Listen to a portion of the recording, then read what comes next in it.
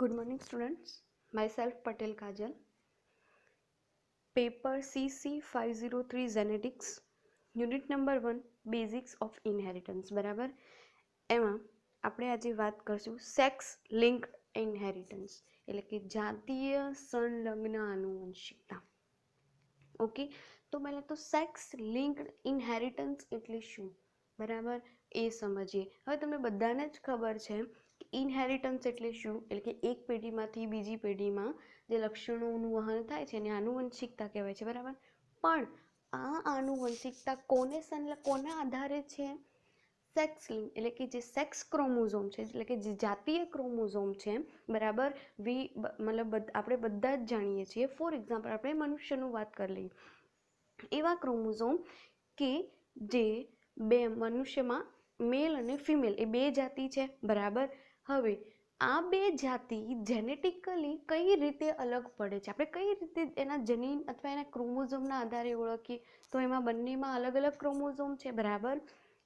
ફિમેલમાં XX chromosome છે અને મેલમાં XY chromosome, બરાબર. એટલે આ વાય ક્રોમોઝોમના આધારે આપણે ઓળખી શકીએ કે જેમાં વાય ક્રોમોઝોમ છે એ મેલ છે, જેમાં એક્સ ક્રોમોઝોમ એટલે કે બે એક્સ ક્રોમોઝોમ છે એ ફિમેલ છે, બરાબર. અને આ આપણને ખબર છે કે મનુષ્યમાં 23 જોડ રંગસૂત્ર છે, બરાબર. એમાંથી જે 22 જોડ રંગસૂત્ર છે, બરાબર, એ દૈહિક રંગસૂત્ર કે જે મેલ અને ફિમેલ બંનેમાં સેમ છે.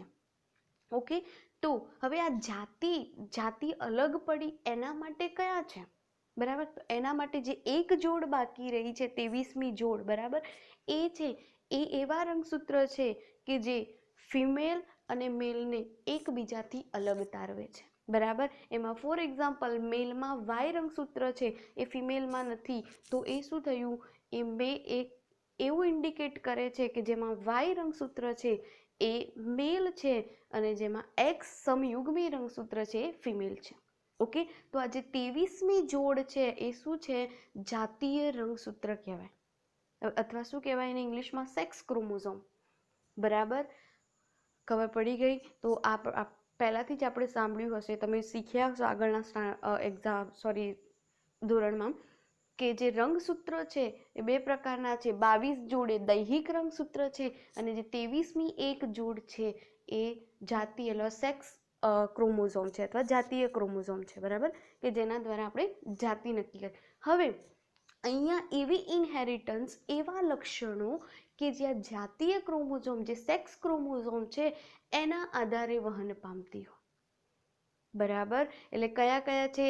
એક્સ ફિમેલમાં એક્સ અને વાય મેલમાં જે વાય. આ 23મી જોડ જે રંગસૂત્ર છે એના આધારે આ લક્ષણો વહન પામતા હોય તો આવી ઇનહેરિટન્સને શું કહેવાય? સેક્સ લિંક ઇનહેરિટન્સ, બરાબર. એટલે કે જે જાતીય રંગસૂત્ર છે એના કારણે એક પેઢીમાંથી બીજી પેઢીમાં લક્ષણો વહન પામે છે, તો એને શું કહેવાય છે?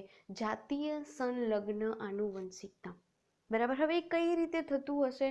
તો આ લોકોએ ઓબ્ઝર્વ કર્યું અને પછી સાબિત કર્યું. તો કઈ રીતે કે જે 23મી જોડ જે રંગસૂત્ર છે એની ઉપર પણ જનીન હશે અને એ જનીન એ કોઈ રોગ માટે જવાબદાર હોય છે, બરાબર, અથવા કોઈ લક્ષણ માટે જવાબદાર હોય છે. પણ અહીંયા કઈ જોડ જવાબદાર છે? 23મી જોડ, જે જાતીય રંગસૂત્ર છે કે જે જાતિ ઇન્ડિકેટ કરે છે, બરાબર. તો આ રંગસૂત્રના આધારે આનુવંશિકતાનું વહન થાય છે, માટે એને શું કીધું? જાતીય સંલગ્ન આનુવંશિકતા. ઓકે, તો આઈ હોપ કે અહીંયા બધાને એ ક્લિયર થઈ ગયું છે કે સેક્સ લિંક્ડ ઇનહેરિટન્સ એટલે શું. ઓકે, આપણે જોઈએ. તો અમે શું કીધું છે કે જાતીય સંલગ્ન આનુવંશિકતામાં નર અને માદા બંનેમાં દૈહિક રંગસૂત્ર સરખા જોવા મળે. મેં પહેલાં જ વાત કરી કે મનુષ્યમાં ટોટલ 23 પેર રંગસૂત્ર છે. ઓકે, એમાંથી જે 22 પેર છે એ મેલ અને ફિમેલમાં બંનેમાં સેમ છે, બરાબર. પણ જે એક પેર છે 23rd નંબરની, બરાબર, એ બંનેમાં અલગ છે. માનવીમાં 46 રંગસૂત્રો અથવા 23 પેર, બરાબર. તમે 46 એટલે કે 46 રંગસૂત્રો કહો અથવા 23 જોડ રંગસૂત્રો કહો, બંને સેમ છે. ઉચ્ચ કક્ષાના પ્રાણીઓ એકલિંગી છે. એકલિંગી એટલે શું? એમાં મેલ અને ફિમેલ અલગ અલગ હોય. જે સજીવ અંડકોશ ઉત્પન્ન કરે, બરાબર, એને શું કીધું? માદા. અને જે સજીવ શુક્રકોશ ઉત્પન્ન કરે એને શું કીધું? નર. બરાબર. અને અંડકોશનું ફલન એ શુક્રકોશ વડે થઈ અને શું બને છે? યુગ્મનજ અથવા ફલિતાંડ. ઓકે, આ બેઝિક ઇન્ફોર્મેશન છે. અને પછી જે ફલિતાંડમાંથી જે સજીવ ઉત્પન્ન થાય છે એના જે લક્ષણો ઉત્પન્ન થાય છે એ મેન્ડલના નિયમને અનુસરે છે. બરાબર. એટલે કે બંનેમાંથી જે જનીનો આવ્યા હોય એના આધારે એ પોતાનું બાહ્ય ફીચર્સ અથવા એનું દૈહિક રચના, એટલે કે એ શું થાય છે? નર અને માદાના ઘણા તફાવતો, બરાબર, હોય. એટલે કે જે ફલિતાંડમાંથી જે સંતતિ ઉત્પન્ન થઈ એ મેન્ડલના નિયમોને અનુસરે છે. બરાબર. હવે એમ કીધું છે કે નર અને માદામાં ઘણા તફાવત જોવા મળે છે. બરાબર. મેલ અને ફિમેલમાં બાહ્યાકાર રીતે ઘણા તફાવત જોવા. શાના આધારે? તો એનો શરીરનો બાંધો અલગ જોવા મળે છે. ફિમેલમાં થોડો વીક હોય, મેલમાં એ બાંધો થોડો મજબૂત હોય છે. બરાબર. એન્ડ ફિમેલમાં ફિમેલ કરતાં મેલમાં મસલ્સ, એટલે કે જે એના સ્નાયુ સ્ટ્રોંગ હોય છે. બરાબર. હવે એમનો શેપ પણ અલગ હોય, એમના અંગો પણ અમુક અલગ હોય. બરાબર. તો અહીંયા શું કીધું છે કે નર અને માદાના ઘણા તફાવતો, ઘણા અંગો, બંધારણ, આકારીય અને રચનાકીય તફાવત જોવા મળે છે. બરાબર. અને આ ઘટનાનો આધાર, હવે એમ કહી શકો કે મેલનો અને ફિમેલનો આ રીતે જે તફાવત જોવા મળે છે. કયો તફાવત? એનો બાંધો, એનો આકાર. બરાબર. તો જે આપણે બાહ્ય રીતે કહી શકીએ કે આ મેલ છે, આ ફિમેલ છે. બરાબર. કે આ પુરુષ છે, આ સ્ત્રી છે. તો એ તફાવત કઈ રીતે ઉત્પન્ન થયો? તો જે ફલિતાંડ બન્યું, યુગ્મનજ બન્યું. બરાબર. એમાં શું હશે? મેલ, મતલબ ફોર એક્ઝામ્પલ આપણે સમજીએ, આ યુગ્મનજ છે. બરાબર. એમાં કોષ કેન્દ્ર છે, એમાં 23 જોડ રંગસૂત્રો હશે. બરાબર. હવે આ 23 જોડ રંગસૂત્રમાં 22 જોડ તો દૈહિક એટલે કે સેમ હશે. બરાબર. હવે જો આ યુગ્મનજ મેલ હોય, બરાબર, મેલ હોય તો એમાં 23મી જોડ કઈ હોય? XY. બરાબર. તો એમાં મેલ માટેના જે લક્ષણો છે એના માટે જવાબદાર રંગસૂત્ર કયું છે? XY. બરાબર. ફોર એક્ઝામ્પલ, આ ફિમેલ હોય, બરાબર, આ યુગ્મનજ ફિમેલ હોય તો શું થશે? ફિમેલ. બરાબર. ઓકે. તો 22 જોડ રંગસૂત્ર તો સેમ હશે. ઓકે. પણ આ 23મી જોડ શું હશે? XX. તો અહીંયા જે ફિમેલના જે રચનાકીય ફેરફાર જોવા મળે છે, બાહ્ય તફાવતો જોવા મળે છે, એ કયા ક્રોમોઝોમના આધારે હશે? આ જે XX, એટલે કે જે 23rd નંબરની આ પેર છે એના આધારે. ઓકે. બધાને ખબર પડી ગઈ? આઈ હોપ બધાને ખબર પડી જ ગઈ હશે. ઓકે. તો એમાં શું કીધું છે કે આ ઘટનાનો આધાર ફલિતાંડના રંગસૂત્ર પરના જનીન અને અંતઃસ્રાવ તેમજ પરિબળો છે. એટલે કે રંગસૂત્ર અલગ આવ્યા. બરાબર. મેલમાં અલગ. કયું રંગસૂત્ર અલગ આવ્યું? 23મા નંબરનું. બરાબર. મેલમાં કયું આવ્યું? XY અને ફિમેલમાં XX. આ બંને અલગ અલગ છે ને બંનેમાં. તો એ જે રચનાકીય ફેરફાર છે શાના આધારે છે? આ રંગસૂત્ર. અને રંગસૂત્ર પર શું હોય? જનીન. અને જનીન શું કરશે? એ અલગ અલગ પ્રોટીન ઉત્પન્ન કરશે. બરાબર. પ્લસ એમાં એન્વાયરમેન્ટની પણ એવી અફેક્ટ થાય. પ્લસ અંતઃસ્ત્રાવ. બરાબર. અંતઃસ્ત્રાવ પણ તમને ખબર હોય પ્રોટીન હોય છે, ઘણા મોસ્ટ ઓફલી પ્રોટીન હોય છે. બરાબર. જે પણ શું કોણ ઉત્પન્ન કરે છે? જનીન જ એને ઉત્પન્ન કરતા હોય. ઓકે. તો આ બધું અલગ અલગ હોય જેનાથી એનું બાંધો અને રચનાકીય તફાવત અલગ અલગ મળે છે. ઓકે. ઈસવીસન 1891માં જર્મન વૈજ્ઞાનિક હેન્કિંગે માંકડની જે જાતો હોય છે એની કેટલાક કીટકોમાં રંગસૂત્રની સંખ્યામાં એક વિશિષ્ટ પરિસ્થિતિ જોઈ. આ કીટકોમાં નરમાં એક વધારાનું રંગસૂત્ર જોવા મળ્યું જે અન્ય દૈહિક રંગસૂત્રોની જેમ જોડમાં ન હતું. જ્યારે માદામાં બધા જ રંગસૂત્રો જોડમાં હતા. નરના આ વધારાના રંગસૂત્રને XY નામ આપ્યું. હવે ઈસવીસન 1891માં જે આ હેન્કિંગ નામના વૈજ્ઞાનિકે ઓબ્ઝર્વ કર્યું એ વખતે આવું જાતીય રંગસૂત્ર જે અલગ પડે છે, બરાબર, 23મી જોડમાંથી જે 23મી જોડ છે એ અલગ પડે છે એના વિશે કોઈ ઇન્ફોર્મેશન હતી નહીં. બરાબર. કોઈ ઇન્ફોર્મેશન હતી નહીં કે ભાઈ આ દૈહિક રંગસૂત્ર છે 22 જોડ, એક જોડ છે એ જાતીય રંગસૂત્ર છે, બરાબર. એવું કોઈ ઇન્ફોર્મેશન હતી. એટલું ખબર હતી કે ભાઈ રંગસૂત્રો છે, જનીનો છે, બરાબર. પણ આ અલગ અલગ 2 ટાઈપના રંગસૂત્ર છે એવી કોઈ ઇન્ફોર્મેશન નહોતી, બરાબર. જ્યારે આ હેન્કિંગ નામના વૈજ્ઞાનિકે માંકડમાં જોયું, બરાબર, તો એમાં માંકડમાં જોયું કે જે નર છે, બરાબર, એમાં 23 જોડ રંગસૂત્ર છે, બરાબર. એમાં બધા જ સમયુગ જોડમાં છે, પણ જે છેલ્લું છે એમાં એક એક્સ છે અને એક વાય છે. એટલે આ શું છે? સમયુગ્મી નથી, વિષમયુગ્મી છે, બરાબર. વાય તો એ લોકોએ આપણે પાછળથી નામ આપ્યું કે આ વાય રંગસૂત્ર છે, જ્યારે એના પર ઓલરેડી સંશોધન થયું એના પછી, બરાબર. પણ એને શું પહેલાં ઓબ્ઝર્વ કર્યું કે જે છેલ્લી જોડ નરમાં છે એ સમયુગ્મી નથી, બરાબર. એમાં એક જ એક્સ રંગસૂત્ર જોવા મળે છે, જ્યારે માદામાં જે 23મી જોડ છે એ એક્સ એક્સ છે, બરાબર. એટલે એને શું કીધું કે માદામાં 23 જોડ રંગસૂત્ર છે એ સમયુગ્મી છે, બધા જ એક્સ એક્સ બધા પેરમાં છે. પણ જે નર છે એમાં 23મી જોડ એ સમયુગ્મી નથી.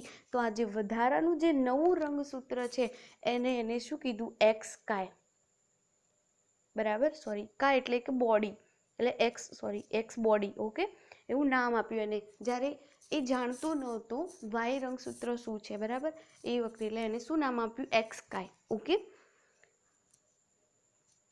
હવે બીજું છે, અહીંયા તમને ખબર પડી ગઈ એક્સ કાય એટલે શું, હેન્કિંગે કેમ એક્સ કાય નામ આપ્યું, બરાબર. હવે નવું છે જે ઝિગઝેક નામના વૈજ્ઞાનિકે, જ્યારે હેન્કિંગે જ્યારે એનું મંતવ્ય રજૂ કર્યું એના પછી ઝિગઝેક નામના વૈજ્ઞાનિકે એક આનુવંશિકતાનું બીજું ટાઈપ આપ્યો, ક્રિસ ક્રોસ આનુવંશિકતા. અહીંયા તમે જોઈ શકો છો લખ્યું છે ક્રિસ ક્રોસ આનુવંશિકતા. હવે આ ક્વેશ્ચન થાય, વોટ ઇઝ ક્રિસ ક્રોસ આનુવંશિકતા? ઓકે, તો ધ્યાનથી સાંભળજો. આ આનુવંશિકતા એટલે કે એની ડેફિનેશન શું છે કે જે પ્રથમ પેઢીનો જે પિતા છે, P1 પેઢીનો જે પિતા છે મેલ, બરાબર, એમાં કોઈ લક્ષણ છે, ફોર એક્ઝામ્પલ એ કોઈ એવું જનીન ધરાવે છે કે જે રોગિષ્ટ છે, બરાબર. એવું લક્ષણ છે કે આ જે લક્ષણ છે, બરાબર, એ એની બીજી પેઢી, એટલે એનાથી જે સંતતિ ઉત્પન્ન થાય છે, આ મેલ છે, બરાબર, મેલ, આનાથી જે સંતતિ ઉત્પન્ન થાય છે તો એનું જે લક્ષણ છે કયું, જે રોગ ઉત્પન્ન કરવાનું કોઈ જનીન છે એ એની ડોટરમાં જશે, બરાબર. એની ડોટર એટલે કે બીજી પેઢીની માદામાં જશે, બરાબર. અને પછી આ માદા છે ફરીથી કોઈ નર સાથે સંકરણ કરશે, પ્રજનન કરશે, તો આ માદામાંથી આ જનીન અથવા આ લક્ષણ એ એની બીજી F2 પેઢી છે એના નરમાં જશે. ફરીથી હું લઉં એક એક્ઝામ્પલથી જોઈ લઈએ. ફોર એક્ઝામ્પલ, એક મેલ છે, બરાબર, નર છે, જેને રંગ અંધતાનો બીમારી છે, બરાબર. એટલે કે એના એક્સ ક્રોમોઝોમ ઉપર આ જે જીન છે રંગ અંધતા માટેનું જીન એ હાજર છે, જેને કારણે એ રંગ અંધતાનું એની દર્દી છે, બરાબર. એટલે કે એને રંગ અંધતાનું બીમારી છે, બરાબર. હવે આ કોઈ માદા સાથે સંકરણ કરે, બરાબર, તો એનાથી આ P1 પેઢી છે, બરાબર, તો આ નર અને આ માદાથી F1 પેઢી તો ઉત્પન્ન થશે ને, એમના સંતતિ તો 4 ઉત્પન્ન થશે ને. તો આ વખતે આ જે રંગ અંધતા માટેનું જે લક્ષણ અથવા જનીન છે એ F1 પેઢીમાં એ નરમાંથી એની ડોટર, એટલે કે એનાથી જે એની બાળક છોકરી ઉત્પન્ન થશે, ડોટર, એમાં જશે, એટલે કે માદામાં જશે. આ લક્ષણ એ F1 પેઢીના નરમાં નહીં જાય, એટલે કે નરમાંથી લક્ષણ માદામાં જશે અને માદાનું જો F1 પેઢીમાં કોઈ એવું બીમારીવાળું લક્ષણ હશે તો એ નરમાં જશે, બરાબર. હવે ફોર એક્ઝામ્પલ અહીંયા કોન્સન્ટ્રેટ કરો કે આ નરમાં જે રંગ અંધતાનું જે હતું જનીન એ ક્યાં આવ્યું? F1 પેઢીની માદામાં, બરાબર. હવે F1 પેઢીની માદામાં પણ એના જનીન ઉપર સી થઈ ગયું, બરાબર, કારણ કે આ જનીન ક્યાંથી આવ્યું? એના ફાધર તરફથી. ઓકે, તો આ F1 પેઢીની માદા એ કોઈ નર સાથે ફરીથી પ્રજનન કરે એટલે કઈ પેઢી આવશે? F2 પેઢી, બરાબર. હવે મેં પહેલાં જ કરી કે આ માદામાંથી લક્ષણ કોનામાં જશે? નરમાં.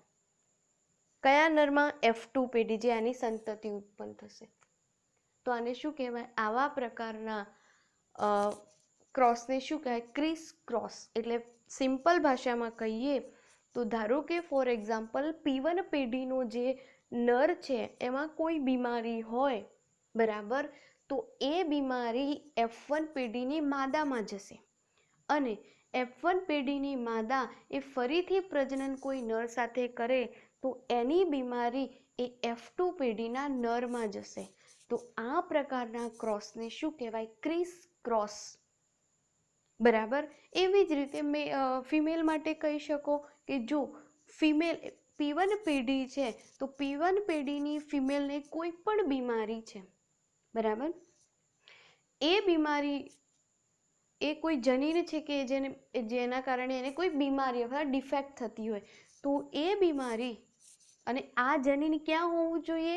એના જાતીય રંગસૂત્ર પર. દૈહિક રંગસૂત્રની અહીંયા વાત નથી કરતા, અહીંયા આપણે જાતીય રંગસૂત્રની વાત કરીએ છીએ, બરાબર. તો એવી બીમારી કે જે જાતીય રંગસૂત્રથી ફેલતી હોય, બરાબર, તો અહીંયા શું કીધું કે નરમાં કોઈ હોય એવું જાતીય રંગસૂત્ર ઉપર એવું કોઈ ડિફેક્ટવાળું જનીન, બરાબર, તો P1 પેઢીનું નર એ જનીન એનાથી ઉત્પન્ન જે F1 પેઢી થાય છે એની માદાને આપશે, બરાબર, એટલે કે એની ડોટરને આપશે.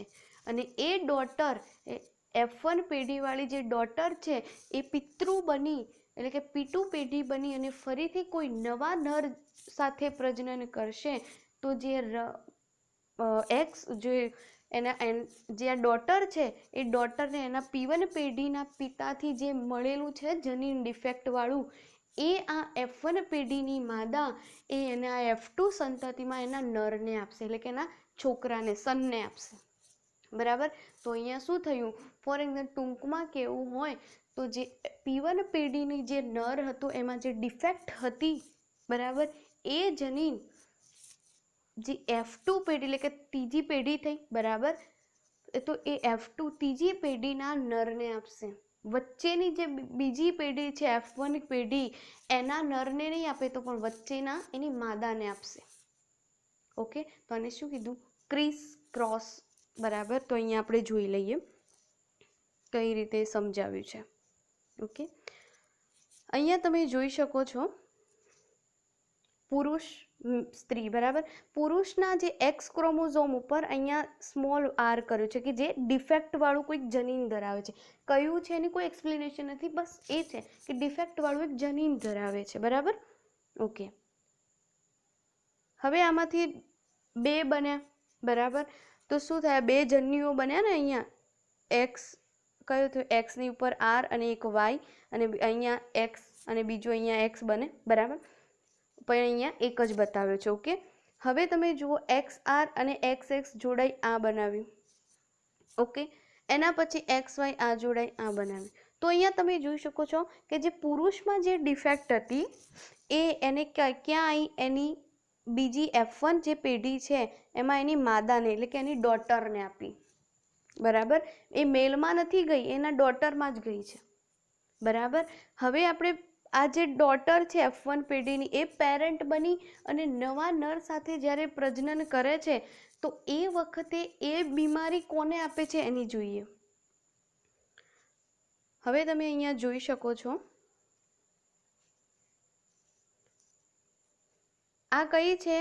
આ જે F1 પેઢીની જે માદા હતી, બરાબર, એ છે. આ માદા એ નર સાથે પ્રજનન કરશે ત્યારે ફરીથી જુઓ અહીંયાથી બે જન્યુઓ બન્યા, આના બે જન્યુઓ બન્યા. હવે તમે જુઓ આ અને આ જોડાય એટલે માદા બન્યું, આ અને આ જોડાયું, સોરી આ અને આ છે અહીંયા એટલે આ બન્યું, આ અને આ બન્યું અને આ, તો આ એના નરને ડિફેક્ટ આપી, બરાબર. હવે તમને ક્વેશ્ચન થાય કે અહીંયા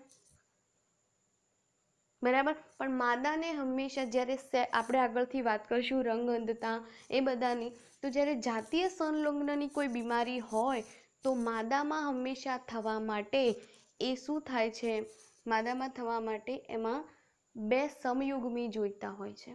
બરાબર, કેમ કે માદામાં 2 X ક્રોમોઝોમ છે. બરાબર. પણ અહીંયા શું થયું, એના નરને આપવા માટે જે P1 પેઢીનો જે નર હતો એને ડિફેક્ટ હતી, એ ડિફેક્ટ એના છોકરાને આપવા માટે એને ત્રીજી પેઢીમાં એ જાય છે. બીજી પેઢીમાં તો કોને મળશે, માદાને મળશે. બરાબર. અહીંયા કોઈ કન્ફ્યુઝન ન થવું જોઈએ. તો તમે અહીંયા જોઈ શકો છો. બરાબર. પ્રથમ પેઢી છે એમાં તો કોને મળ્યું, એની માદાને, નરને નહીં મળે, એટલે કે એની ડોટરને મળ્યું. અને આ ડોટર જ્યારે ફરીથી નવા નર સાથે પ્રજનન કરશે તો એ ડોટરમાંથી એ જનીન એ નરને મળશે. એટલે તમે કહી શકો ટૂંકમાં ત્યાં જે નરનું ડિફેક્ટવાળું જનીન હતું એ ત્રીજી પેઢીમાં નરને મળશે. બરાબર, એટલે કે એના પ્રપૌત્રને મળશે, અથવા સોરી પૌત્રને મળશે. બરાબર. અહીંયા એની પુત્રીને મળ્યું અને પછી ત્રીજી પેઢી એટલે કે એના પુત્રીનો જે પુત્ર થશે એને એનું ડિફેક્ટ મળશે. ઓકે, થઈ ગયું અહીંયા કન્ફ્યુઝન. અહીંયા કોઈ કન્ફ્યુઝન રહેવું જોઈએ નહીં. તમે શાંતિથી જોશો તો ખબર પડી જશે. બરાબર. આ એકદમ ઇઝી, બસ નામ છે, આ તો સમજણ માટે કીધું છે. Criss cross. બરાબર. ઘણીવાર આગળ તમને આવે ક્રિસ ક્રોસ ઇનહેરિટન્સ, તો તમારે અહીંયા કન્ફ્યુઝન થાય નહીં. ઓકે, જોઈ શકો છો અહીંયા. બરાબર. એના પછી એમણે કીધું છે ડ્રોસોફિલામાં જાતીય સંલગ્ન આનુવંશિકતા. હવે એમને જાતીય સંલગ્ન આનુવંશિકતા કઈ રીતે થાય છે, ક્યાં ઓબ્ઝર્વ કરી, કયા વૈજ્ઞાનિકે કરી, એની વાત કરશું. બરાબર. ડિટેલમાં આપણે નેક્સ્ટ લેક્ચરમાં કરશું. પણ અહીંયા આપણે જોઈ લઈએ પહેલાં જાતીય સંલગ્ન આનુવંશિકતા ડ્રોસોફિલામાં કોને કર. તો ડ્રોસોફિલા એ માખી છે. બરાબર. બધાને જ ખબર છે ડ્રોસોફિલા શું છે. ઓકે, તો ડ્રોસોફિલામાં જે TH મોર્ગન નામના વૈજ્ઞાનિક છે એમને ઓબ્ઝર્વ કર્યું કે ડ્રોસોફિલામાં 2 જાતિ એમને જોવા મળી. એક લાલ આંખવાળી જાતિ અને બીજી વ્હાઇટ આંખવાળી જાતિ. બરાબર. એમને જોયું કે અમુક જાતિ છે એની આંખ લાલ છે, અમુક જાતિમાં એની આંખ વ્હાઇટ છે. બરાબર. હવે એમને શું કર્યું, લાલ આંખ અને વ્હાઇટ આંખ એ બંને વચ્ચે શું કરાવ્યું, સંકરણ કરાવ્યું. બરાબર. તો જ્યારે એમને F1 પેઢી મળી, બરાબર, તો F1 પેઢીમાં એમને બધું જ શું મળ્યું, લાલ આંખવાળું. બરાબર. તો હવે એમને થયું કે લાલ આંખવાળા કેમ મળ્યા, તો પછી એમને સાબિત થયું કે જે અહીંયા લાલ આંખ માટે જે જનીન છે એ પ્રભાવી છે. કોની માટે, સફેદ આંખ માટે. બરાબર. એટલે તમને આપણે આગળ જે મેન્ડેલના નિયમો જોયા તો એમાં પ્રભાવી જનીન હોય તો F1 પેઢીમાં બધા જ પ્રભાવી, મતલબ જે પ્રભાવી લક્ષણવાળા મળશે. બરાબર. એટલે અહીંયા શું કર્યું, જે લાલ આંખ માટે જનીન કયું છે, કેપિટલ R, એ વ્હાઇટ આંખ ઉપર એટલે કે સ્મોલ આ પર શું છે, પ્રભાવી છે. ઓકે, એટલે F1 પેઢીમાં જે મળશે એ બધા જ લાલ આંખવાળા. ઓકે, અને આ જે લાલ આંખવાળું જનીન છે એ કોની ઉપર પ્રેઝન્ટ છે, X ક્રોમોઝોમ ઉપર. બરાબર. એટલે માદામાં જોઈએ તો લાલ આંખવાળી માદા એ સમયુગ્મી હોય, એટલે કે કેપિટલ R ધરાવતી હોય, અથવા બીજી કઈ હોય, વિષમયુગ્મી, એટલે કે કેપિટલ R અને સ્મોલ r. ઓકે, તો આ બંને કઈ થઈ, લાલ આંખવાળી. ઓકે, હવે સફેદ આંખવાળી કરવી હોય તો સફેદ આંખ એટલે બંને પ્રચ્છન્ન જનીન હાજર હોય તો આ કઈ થઈ, સફેદ આંખવાળી માદા. ઓકે, એના પછી હવે નરની વાત કરી. જો લાલ આંખવાળો નર કીધો હોય તો અહીંયા કેપિટલ R. બરાબર. અહીંયા X ક્રોમોઝોમ ઉપર જ આ જનીન પ્રેઝન્ટ છે. બરાબર. એટલે કેપિટલ R તો એ લાલ આંખવાળો. જો અહીંયા સ્મોલ r હોય તો આ કઈ થઈ, વ્હાઇટ આંખવાળો. ઓકે, હવે એમાં એમને અલગ અલગ ક્રિસ ક્રોસ પણ કરાવ્યું છે. બરાબર. એમાં એમને અલગ અલગ જોયું છે કે જ્યારે લાલ આંખવાળી માદા અને સફેદ આંખવાળા નર વચ્ચે એને પ્રજનન કરાય તો કઈ સંતતિ મળી. બરાબર, એ જોયું. પછી F1 પેઢીનું ફરીથી એમને આંતરસંકરણ કરાવ્યું, કઈ સંતતિ મળી એ જોયું. ઓકે, એના પછી ઉલટું કરી લીધું કે નર સફેદ આંખવાળું લીધું અને માદા નર લાલ આંખવાળો લીધો અને માદા સફેદ આંખવાળી લીધી. તો F1 પેઢી કઈ મળી. ઓકે, અને F1 પેઢીમાં ફરીથી એમને આંતરસંકરણ કરાવી, F2 પેઢી કરાવી. બરાબર, જે આપણે ડિટેલમાં નેક્સ્ટ લેક્ચરમાં વાત કરશું. Okay, thank you.